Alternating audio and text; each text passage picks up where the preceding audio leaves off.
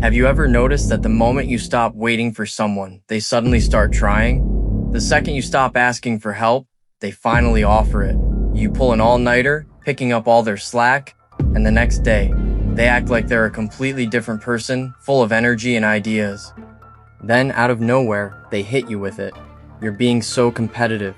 Hold on, you're not competing. You're just trying to maintain some sense of order in a system that they benefit from but refuse to help sustain. When you step up to fill the gaps they've left, they twist it and call it competition. Why? Because it shines a bright light on their own neglect. That word, competition, isn't the truth. It's their shield. They call it competition because if they admitted it was about responsibility, they'd have to admit they abandoned theirs long ago. And here's a deeper layer. When emotional manipulation doesn't work anymore, and they can't match your contributions, intimacy often becomes their last resort.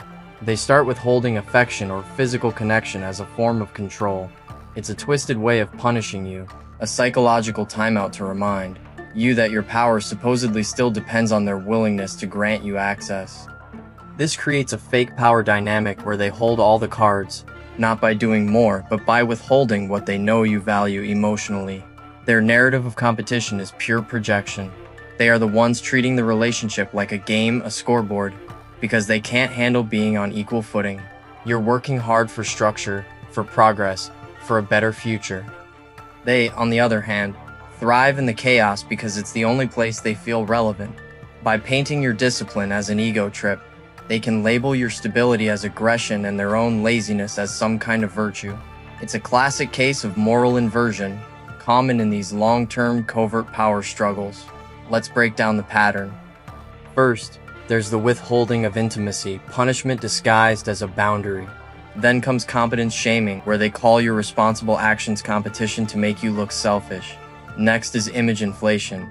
They'll do one small thing, like the dishes, and make a huge show of it to make their contribution seem equal to your constant high-value output. It's all a deflection loop. Every time you improve, they have to invent a new problem, a new imbalance, just to feel centered again. So how do you fix this? You can't. You have to regain what they tried to take from you. Your focus. Prioritize what's truly important to your mission, your goals, your peace. Talking about your achievements isn't arrogance. It's breathing oxygen in a room that's trying to suffocate you with a lack of acknowledgement. You're simply reminding the environment what effort looks like. The solution isn't to slow down to match their pace. It's to maintain your mission with emotional neutrality. They can't sabotage someone who no longer needs their validation.